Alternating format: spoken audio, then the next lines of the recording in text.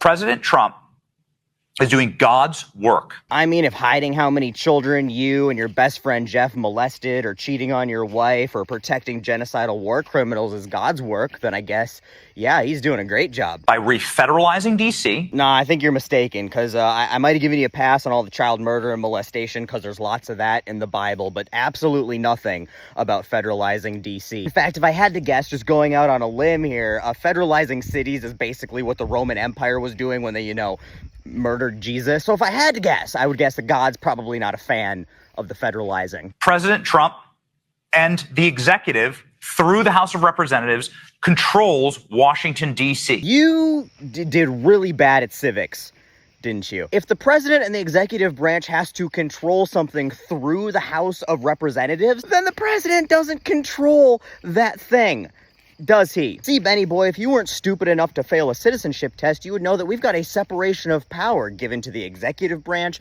the legislative branch, and the judicial branch. So if the founding fathers, through the Constitution, gave Congress control over D.C., that would mean that the legislative branch controls D.C.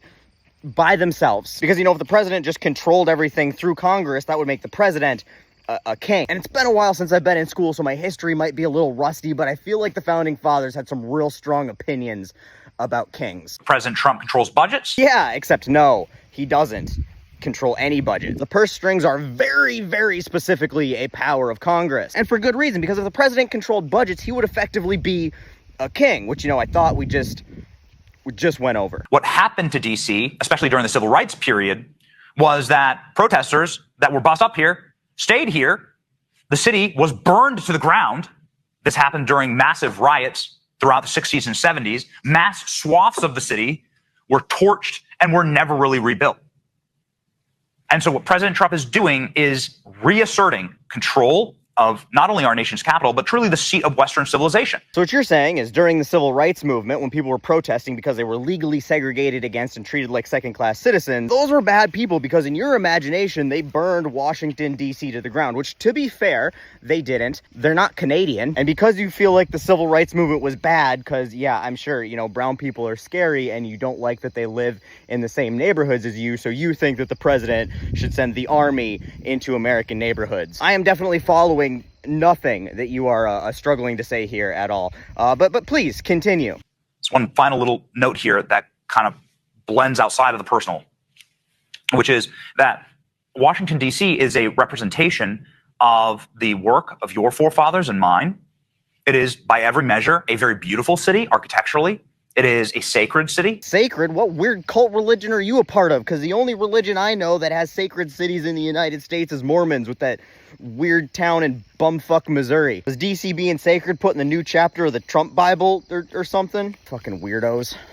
It must be preserved because the peoples of Earth come here. The peoples of Earth? Is it fucking Scientology? Is that the cult? Who the fuck says the peoples of Earth come here? As opposed to what other fucking people? Ted Cruz? I mean, we know he's an alien, but aside from that, what other fucking people are there? Fucking weirdos.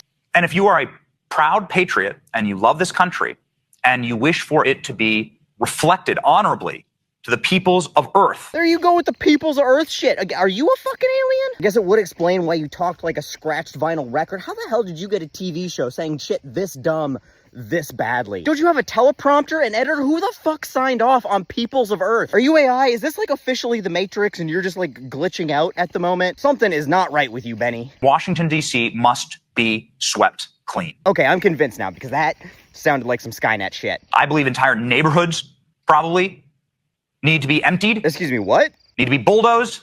Benny boy, you know that this is supposed to be the quiet part and your mic is still on. I believe that there are places that are so crime-ridden and so infested that you just need to, you're just going to have to crack down. Okay, not Skynet shit, just straight up white supremacist Nazi shit said by an idiot who doesn't know when to shut the fuck up. You're going to have to do the job, and you're going to have to get the crime out of Washington. Well, the only way we're going to be able to achieve that is by removing the 34-time convicted felon president, the vice president, the speaker of the House, 3/4 of Congress, and half a dozen Supreme Court justices. But you don't need a bulldozer for that, unless perhaps it's a modified Komatsu from Colorado. A guillotine, though, would probably be a tad more effective, at least according to the French. That's my personal experience.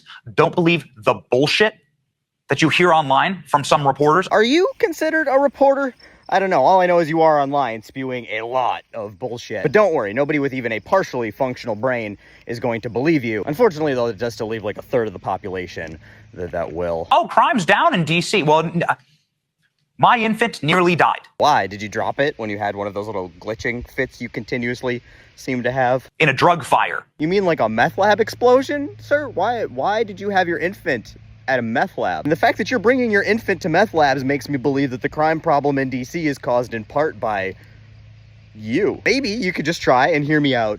Not bringing infants to meth labs might be a good start. So no, DC is not safe. And I can tell you this as a matter of fact. I mean, I guess a bunch of white guys are bringing their infants to meth labs. DC is starting to sound like, a trailer park. In that neighborhood that I would walk every single day, racial epithets were screamed at us.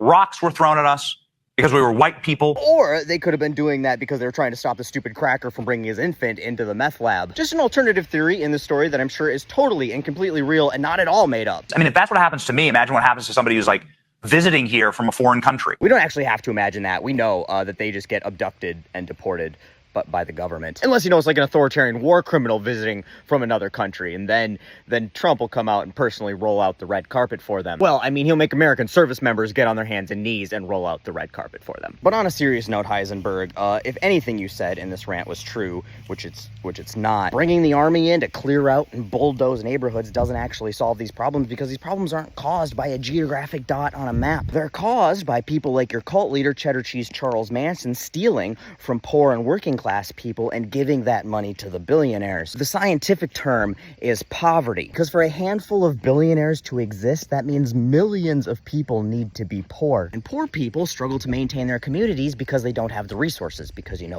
they're poor. And when people don't have resources that maintain their communities, like quality education, affordable housing, quality affordable food, access to quality affordable healthcare, public transportation, infrastructure, because you took all the money that was supposed to go to those things and gave it to rich people, then they get desperate, and that means that sometimes they turn to things like crime because they have no other choice. So if you want to make DC or any city safer, cleaner, and more beautiful, it's not going to take bulldozers. It's going to take taxing the billionaires little Benny here shills for.